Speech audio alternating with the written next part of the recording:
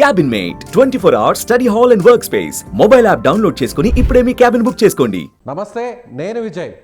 పాకిస్తాన్ వక్ర బుద్ధిని ఇంకా కూడా మార్చుకోలేదు. పాకిస్తాన్కి ఎన్నిసార్లు మనం బుద్ధి చెప్పాలనే ప్రయత్నం చేసినా కూడా తను చేయాల్సిందల్లా మళ్ళీ చేస్తూనే ఉంది. తాజాగా పాకిస్తాన్ మన భారత భూభాగంలోని ముఖ్యంగా పంజాబ్ ప్రాంతంలోకి కొన్ని మిసైల్స్ను లాంచ్ చేసింది. ఆ మిసైల్స్ను మనకున్నటువంటి టెక్నాలజీతో ఆ మిసైల్స్ని మనం అడ్డుకొని నిర్వీర్యం చేయడం జరిగింది.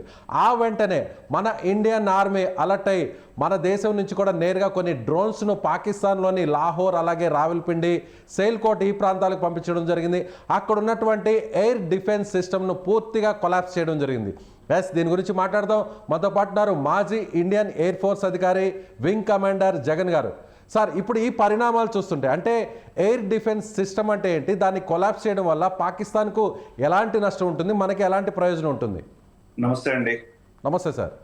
ఎయిర్ డిఫెన్స్ సిస్టమ్ అనేది ఒక ప్రాంతాన్ని, ఒక ఏరియాని, ఒక ఎయిర్ బేస్ ని, ఒక సిటీని ప్రొటెక్ట్ చేయాలన్నప్పుడు దాన్ని ఏం చేస్తారంటే దాని చుట్టూరు ఫస్ట్ ఒక layer of detection, one layer of surface to air weapons establish చేసుకొని దాని తర్వాత గాలిలోంచి కొట్టాలంటే యుద్ధ విమానాలు గాలిలో ఒకసారి ఎయిర్బార్న్ అయ్యాక అక్కడ ఉన్నప్పుడు ఇక్కడి నుంచి టార్గెట్స్ వస్తున్నాయి, వీటిని డిస్ట్రాయ్ చేయండి అని చెప్పి కింద నుంచి సంకేతాలు పంపిస్తే వీళ్ళు చేయగలరు అనమాట. సో ఇవన్నీ అయ్యే ఒక ఎన్వైరన్మెంట్ ని బేస్ ఒక ఆపరేషనల్ సెంటర్ నుంచి ఎప్పుడు కూడా కంట్రోల్ చేస్తారండి. వీటిని కంట్రోల్ చేయాలి అంటే లోపల మనం కూర్చొని అండర్ గ్రౌండ్ ఆపరేషనల్ సెంటర్స్ లో సేఫ్ గా ఉండి మనం కంట్రోల్ చేసేటప్పుడు మనకి ice and years or the air defence systems and the weapon is మనం డిప్లాయ్ చేసే వెపన్ సిస్టమ్.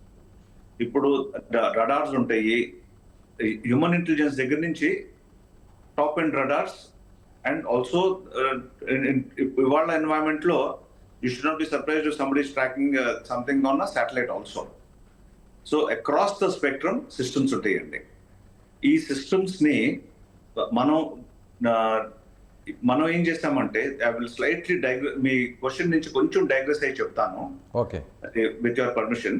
ఇప్పుడు ఏమైందంటే మనం 22 ఏప్రిల్ నుంచి ఇప్పటిదాకా మనం చేసిన స్టెప్స్ చూసుకుంటే, first step IWT suspension, second step ensuring the public opinion is built up as well as the world opinion is built up. International relations లో ప్రపంచం మొత్తం ఒక క్లియర్ గా మెసేజ్ పంపించాము, పాకిస్తాన్ ఏం చేసింది, ఏమి చేయాలి అనేది. వాళ్ళే యునైటెడ్ నేషన్స్ సెక్యూరిటీ కౌన్సిల్ కూడా వెళ్ళారు. వాళ్ళు వెళ్ళి అక్కడ కూడా ఎదురు దెబ్బ వాళ్ళకే తగిలింది. అక్కడ ఏమన్నారు, పర్పిట్రేటర్స్ ని అంటే చేసిన వాళ్ళని, వాళ్ళ బ్యాకర్స్ ని, వాళ్ళ ఫైనాన్షియల్స్ ని, వాళ్ళ స్పాన్సర్స్ ని, వీళ్ళందరినీ కూడా they deserve to be taken care of, అంటే elimination or whichever way we put it, right. అది అయ్యాక వాళ్ళు ఏం చేయడం మొదలు పెట్టారు, first they started ceasefire violations across the border, small arms weapons తో చేయడం మొదలు పెట్టారు. దాని తర్వాత నెక్స్ట్ రేంజ్ మోటార్స్ యూజ్ చేశారు. ఇప్పుడు they have used heavy artillery wherein innocent people, villagers who have farmers who have nothing to do with this kind of an environment, 16 మంది వాళ్ళు చనిపోయారు. వాళ్ళల్లో 8 మంది స్త్రీలు, పిల్లలు ఉన్నారు. 43 మంది పైగా గాయపడ్డారు. ఇవన్నీ ఒక పక్కన మనం రిటాలియేట్ చేశాము. మనం వాళ్ళని ఎక్కడి నుంచి అయితే ఈ షెల్స్ వస్తున్నాయో ఆ టార్గెట్స్ వరకు న్యూట్రలైజ్ చేయడానికి మనం చేయాల్సింది చేశాము. ఇప్పుడు వాళ్ళు ఏం చేశారంటే, మనం 7th మే ఆపరేషన్ సింధూర్ ఏదైతే మనం మొదలు పెట్టామో నిన్న, దానికి ప్రతిఘటనగా అది సక్సెస్ఫుల్ గా మనం ఎందుకు చేయగలిగాము, మళ్ళీ అది కూడా అక్కడ కూడా ఎయిర్ డిఫెన్సే వస్తుంది. వాళ్ళ ఎయిర్ డిఫెన్స్ పూర్తిగా విఫలమైంది కాబట్టి మనం చేయగలిగాము. లేకపోతే ఎయిర్ డిఫెన్స్ లో ఏంటంటే they become the ice and years. ఎప్పుడైతే మన ప్రాంతంలో యుద్ధ విమానము లేకపోతే బాంబరు ఎయిర్ బార్న్ అవుతుందో, వెంటనే వాళ్ళ ఆపరేషన్ సెంటర్ కి, వాళ్ళ ఆపరేషన్ కంట్రోల్స్ కి అన్ని ఇన్ఫర్మేషన్ తెలియాలి. ఇలా అక్కడ అక్కడి నుంచి బయలుదేరింది, మనం సిద్ధపడాలి, మనం దాన్ని ఎలాగోలాగా ఆపాలి అని. అంటే ఇప్పుడు మీరు ఒక మాట అన్నారు సార్, అంటే ఒక రాడార్ సిస్టమ్ అక్కడ అలర్ట్ చేస్తుంది. ఎయిర్ డిఫెన్స్ సిస్టంలో ఎంత పరిధి ఉంటుంది? ఇప్పుడు ఒక సిటీకి సంబంధించి ఒక ఎయిర్ డిఫెన్స్ సిస్టమ్ కంట్రోల్లో ఉంటే ఎన్ని కిలోమీటర్ల పరిధి ఆ ఎయిర్ డిఫెన్స్ సిస్టమ్ కంట్రోల్లో? డిఫరెంట్ లేయర్స్ ఉంటాయండి, డిఫరెంట్ లేయర్స్ ఉంటాయి. ఆ లేయర్డ్ సిస్టమ్ లో నేను స్పెసిఫిక్స్ గా చెప్పను, but just cover what I cover is what is perimeter defence. అంటే మన పరిధి వరకు, మన బౌండరీ వరకు. ఒక ఎయిర్ ఫీల్డ్ ఉంది అనుకోండి, మిలిటరీ బేస్ ఉంది, ఆ మిలిటరీ బేస్ చుట్టూరు ఉన్న అది పెరిమీటర్ డిఫెన్స్. ఆ పెరిమీటర్ డిఫెన్స్ తర్వాత next level is line of sight, ఎక్కడ దాకా అయితే హ్యూమన్ ఐ కనిపిస్తుందో from the highest point in that place.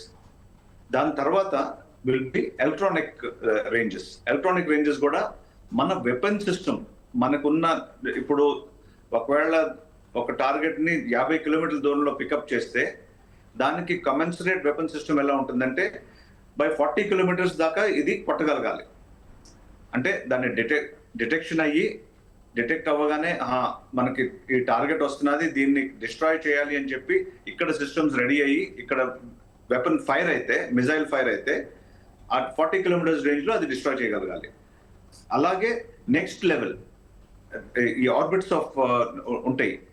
ఈ ఆర్బిట్స్ లో next orbit will be even before he enters your country, if you can detect him, then border enter అవ్వగానే you should be able to destroy him. Border దూసుకొని లోపలికి వచ్చాడు అనుకోండి, అప్పటికి మన యుద్ధ విమానాలు ఇక్కడ నుంచి బయలుదేరి ఎయిర్ బార్న్ అయ్యి వాళ్ళని ఎంగేజ్ చేసి వాళ్ళని గాల్లోనే డిస్ట్రాయ్ చేస్తాం అనమాట. వెల్ బిఫోర్ వాళ్ళు వెపన్ నేను దగ్గరికి తీసుకొస్తాను అనుకునే టైంకి వాళ్ళని ఆల్రెడీ డిస్ట్రాయ్ చేస్తారు. ఇదంతా ఎంత కాలంలో జరిగిపోతుంది సార్? ఇప్పుడు మామూలుగా రాడార్ అక్కడ గుర్తించడం కావచ్చు, లేదంటే మన డిఫెన్స్ సిస్టమ్ని అలర్ట్ చేయడం కావచ్చు, వాటిని కొలాప్స్ చేయడం కావచ్చు, ఇదంతా కూడా సెకండ్ల వ్యవధా లేదంటే నిమిషాల వ్యవధిలో ఈ ప్రక్రియ కొనసాగుతుంది? వాళ్ళు ఎప్పుడైతే ఒక సిస్టమ్ ఒకవేళ 300 కిలోమీటర్స్ దూరంలో మనం టార్గెట్ పికప్ చేసామనుకోండి, average fighter aircraft travels at about 800 kilometers per hour plus minus. 300 kilometers automatically you can see is a ratio of that time. అన్ని మినిట్స్ లో you will know what exactly is happening, ఏ కథ ఎక్కడ ఏమవుతున్నది అని. అది తప్పించుకొని next లెవెల్కి వచ్చి అలా చూసుకుంటే ఎవ్రీ సెకండ్ ఇస్ క్రిటికల్ అండి. From the time and aerial weapon system ఎప్పుడు ఎలా ఉంటాయి అంటే స్పీడ్ అండ్ ఎజిలిటీ దాని బిగ్గెస్ట్ స్ట్రెంగ్త్ అన్నమాట. సో దాన్ని ఉపయోగించుకుంటా మనం కానీ వాళ్ళు కానీ టార్గెట్ చేరి వెపన్ డెలివర్ చేసి తిరిగి వెళ్ళడానికి ప్రయత్నిస్తారు. జగన్ గారు ఆపరేషన్ సింధూర్లో భాగంగా సో మనకు సంబంధించినటువంటి కొన్ని మిసైల్స్ని, బాంబ్స్ని డైరెక్ట్గా మన గగనతలం నుంచి, మన ఎయిర్ స్పేస్ నుంచి, మన ఫైటర్ జెట్స్ ద్వారా నేరుగా అనుకున్న విధంగా యాక్యురేట్గా మనం అక్కడ టార్గెట్ చేయడం జరిగింది 9 ప్లేసెస్లో.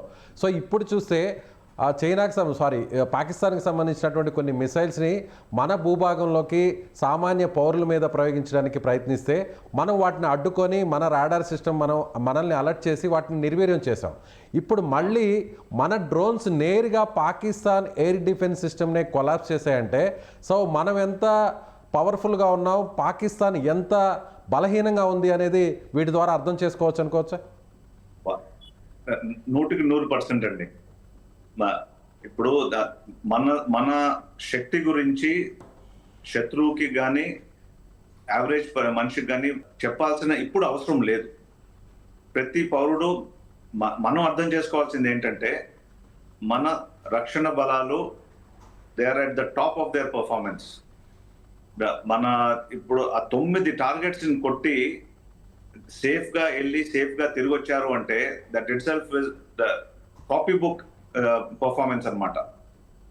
The extraordinary effort by everybody involved. Planning లో అవ్వచ్చు, ఎగ్జిక్యూషన్ లో అవ్వచ్చు, రిటర్న్ తిరిగి రావటంలో అవ్వచ్చు, ప్రతి దానిలో వి హావ్ అచీవ్డ్. ప్రతి టార్గెట్ ఏదైతే ఉంటుందో మిషన్ ప్లానింగ్ లో అది ప్రతి tick box has been completed అన్నమాట. సో పాకిస్తాన్ నుంచి ఎలాంటి రియాక్షన్ ఉండే అవకాశం ఉంది? నేరుగా వాళ్ళ ఎయిర్ డిఫెన్స్ సిస్టమ్నే మనం కొలాప్స్ చేసాం. 1 కాదు, 2 కాదు, 3 చోట్ల. ఒక చోట అయితే నేరుగా వాళ్ళ ఆర్మీకి సంబంధించినటువంటి కార్యాలయం మీద కూడా అటాక్ జరిగినట్టుగా న్యూస్ వస్తుంది. సో ఈ అవునండి. పరిణామాల తర్వాత పాకిస్తాన్ రియాక్షన్ ఎలా ఉండొచ్చు? మన మీద మరింత దొంగ దెబ్బ తీసేటువంటి అవకాశం ఉందా? అటాక్ చేసేటువంటి అవకాశం ఉందంటారా? దొంగ దెబ్బ తీయటానికి వాళ్ళు ఎప్పుడూ ప్రయత్నిస్తారండి. అలా అని చెప్పి మనం గాజులు తొడుక్కొని లేము. మనం చాలా అలర్ట్ గా ఉంది మన సిస్టమ్స్. వాళ్ళు క్లియర్ గా ఆల్రెడీ పాకిస్తాన్ బార్డర్ మొత్తం including Pakistan occupied Jammu and Kashmir areas లో ఉన్న మన ఆపోజిట్లీ మన సైడ్ ఉన్న బేసెస్ మీద అటాక్స్ చేశారు. వాళ్ళు చేసినా విఫలమయ్యారు. దాంతో పాటు మనం ప్రెస్ బ్రీఫ్ ప్రకారం చాలా క్లియర్ గా వాళ్ళు చెప్పింది ఏంటంటే మనం లాహోర్ లో వాళ్ళ ఎయిర్ డిఫెన్స్ సిస్టమ్స్ ని పూర్తిగా ధ్వంసం చేశామని. అంటే literally our air forces have a free run. ఒకప్పుడు మీరు 1971 వార్ గురించి ఒకవేళ మనం 4 అడుగులు వెనక్కి వెళ్తే 1971 అప్పుడు we had complete freedom of operation over Pakistan as well as in Bangladesh. Then east Pakistan అనుకుందాం, east Pakistan and west Pakistan. ఆ స్టేటస్ వచ్చాక ఇంకా కింద ఉన్న ఏ వెపన్ సిస్టమ్ కూడా సేఫ్ కాదండి. ఆ రోజు మీరు ఇఫ్ యూ రిమెంబర్ 1971 లో before the surrender the governor's bungalow the very board had been struck by the Indian air force aircraft. అంతకన్నా డిమోరలైజింగ్ అండ్ ఫోర్స్ఫుల్ యాక్టింగ్ ఏముంటుంది చెప్పండి? We're there at your doorstep అని చెప్పడానికి గాల్లోంచి.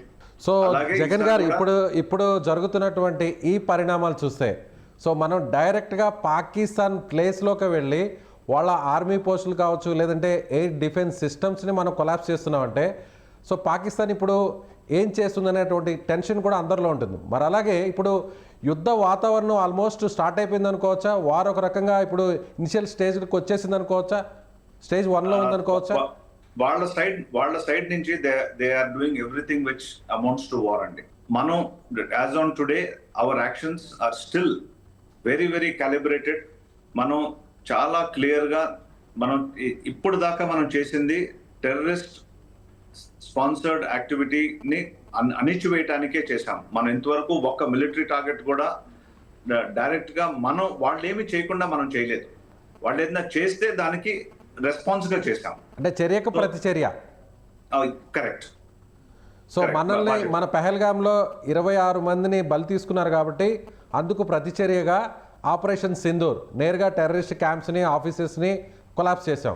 అలాగే పాకిస్తాన్ అంతటితో ఆగకుండా నేరుగా మన భూభాగంలోని సాధారణ పౌరుల మీద అటాక్ చేసే ప్రయోగంలో భాగంగా కొన్ని మిసైల్స్ని లాంచ్ చేసింది. వాటిని మనం అడ్డుకొని నిర్వీర్యం చేసాం. దానికి కౌంటర్గా ప్రతిచర్యగా ఈ అటాక్స్ జరిగాయి. అంతేనా? అవునండి.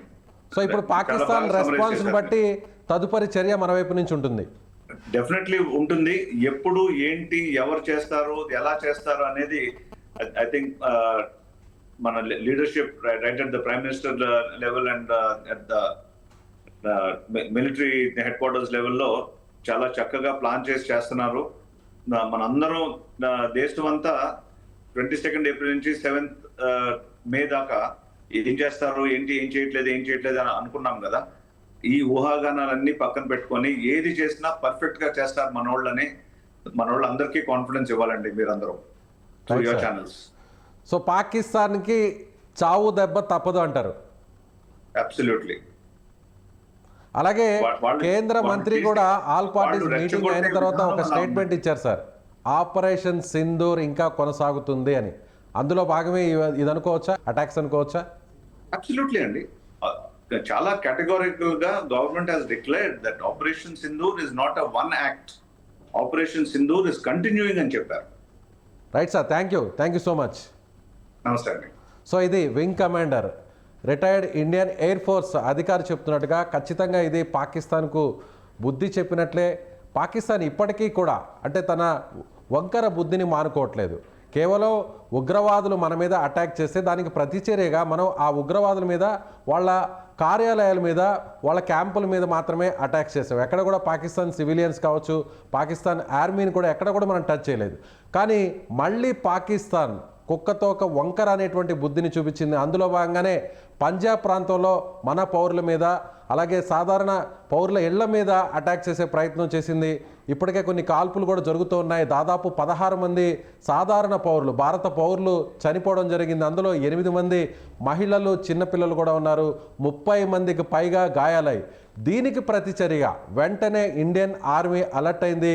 నేరుగా వాళ్ళు ప్రయోగించినటువంటి మిసైల్స్ని అడ్డుకొని ఆ తర్వాత ఇప్పుడు రావల్పిండి, లాహోర్, సైల్కోట్ ఈ ప్రాంతాల్లోనే వాళ్ళు ఏకంగా వాళ్ళ ఎయిర్ డిఫెన్స్ సిస్టమ్నే కొలాప్స్ చేసాం. సో పాకిస్తాన్లో ఎక్కడ ఎవరు దాగి ఉన్నా ఏదైనా భారత్ చేయగలుగుతుంది. యుద్ధాన్ని భారత్ పూర్తి స్థాయిలో, అంటే పాకిస్తాన్ నుంచి ఎలాంటి ప్రతిచర్య లేకుండానే పూర్తి స్థాయిలో మనం విజయవంతం కావచ్చు అన్నదానికి ఇదొక సంకేతమని సో జగన్ గారు చెప్తున్నారు. Thank you so much.